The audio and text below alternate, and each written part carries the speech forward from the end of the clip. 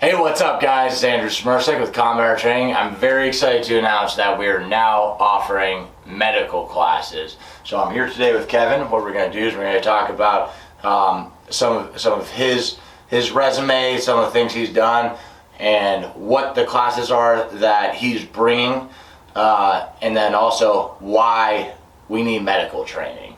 So Kevin, thank you so much for doing this interview with me, and then also bringing on all of your training with the company. If you don't mind, just go over your medical training and the stuff that you've been through as far as your resume goes. Okay. Hey, thanks, Andrew. Glad to be here with you. Hey, my name's Kevin.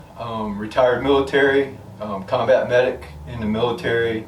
Currently EMT paramedic in the civilian world.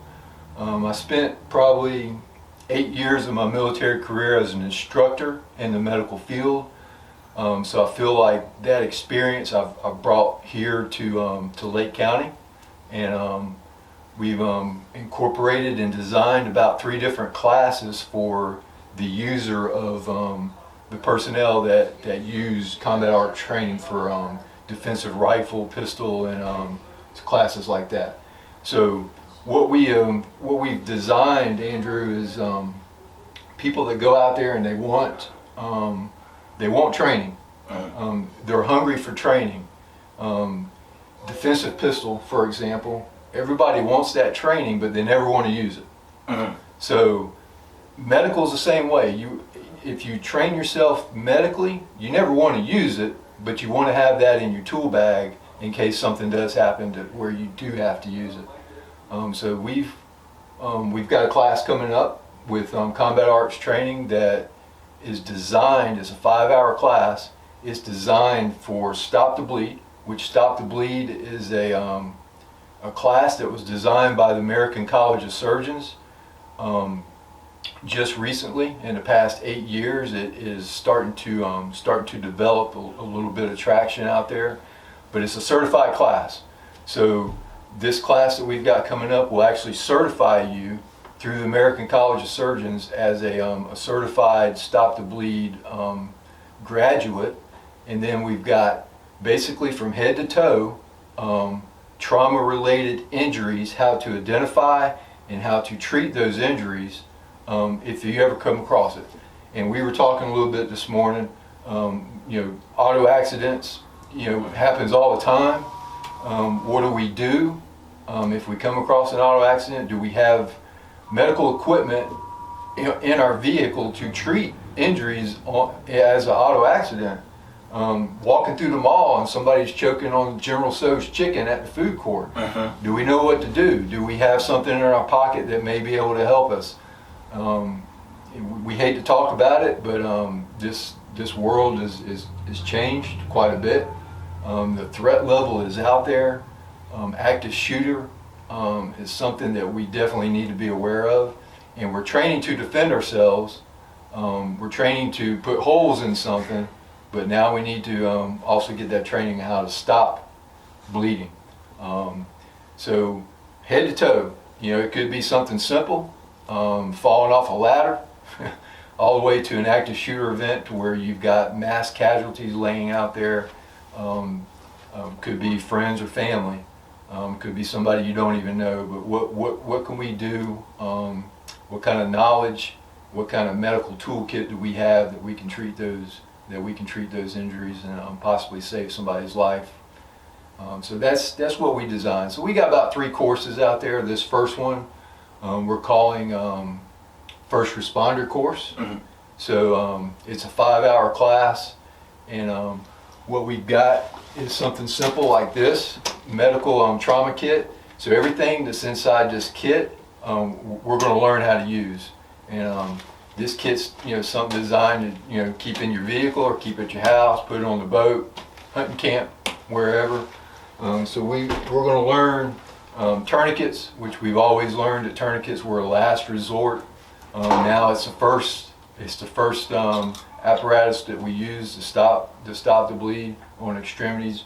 So we learn that, go through it, and from that point, you take that class. If you're still hungry for more, we've got another class that's it's got a little shooting involved. So stuff that you learn through Andrew with combat arts training, you kind of incorporate that shooting, and we also incorporate some medical scenarios in there. So you take this course. We've got another one designed to get you out there in the field, shooting, moving as a team, and treating casualties as we go. So that's pretty much it, Andrew, of what we've got coming up. Right on. Yeah. So it's like we've been teaching tourniquets at the beginning of Carry Pistol 1 and Rifleman 1.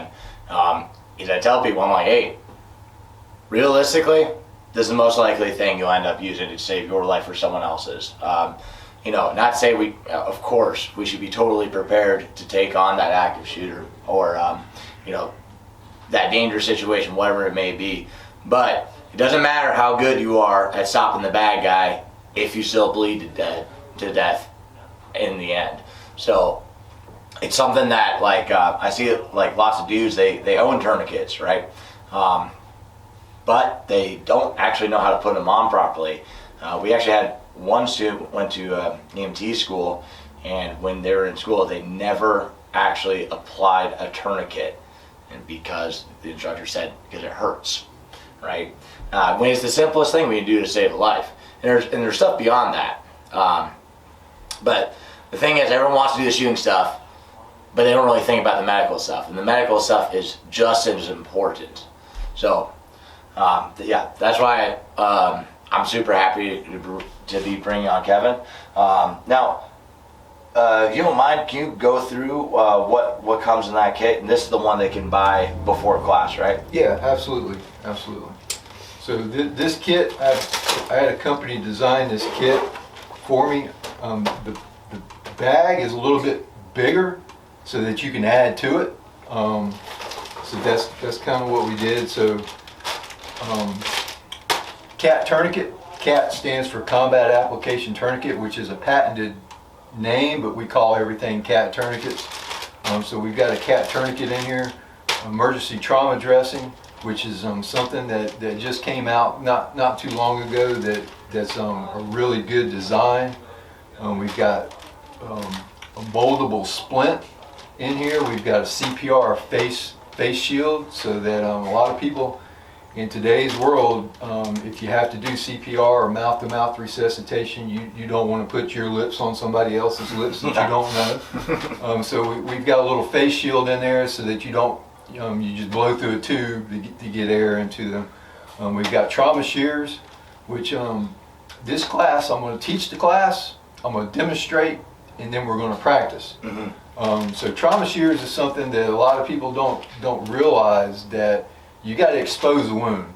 And if somebody like Andrew's got on a pair of jeans, you just can't rip jeans. Mm-hmm. Jeans just don't rip with your hands. So trauma shears is designed not to hurt you. They're not sharp pointed shears, but they can cut through belts, seat belts, whatever, pants, to expose the wound to see what you got to work with. And we got other stuff in there, some wraps, bandages, all kinds of little stuff. But we'll learn all of that. This is available for the class. If you want to pay for the class, you can also pay a little upcharge to get this at my cost. We sell them here in a couple of shops around Lake County, but for this class, we'll do it at my cost to get you set up. So when you walk out of the class with that knowledge, you also got the materials and equipment used with that knowledge. Now I'm gonna highlight something he said there, at his cost, all right? Because medical stuff is not cheap when you get all the stuff you need. So that's like basically stealing from Kevin. So I would really encourage you to take advantage of that. You have to buy it more than if you're trying to get it a week before class, can't get it because we have to cut it off because he has to be able to order the stuff.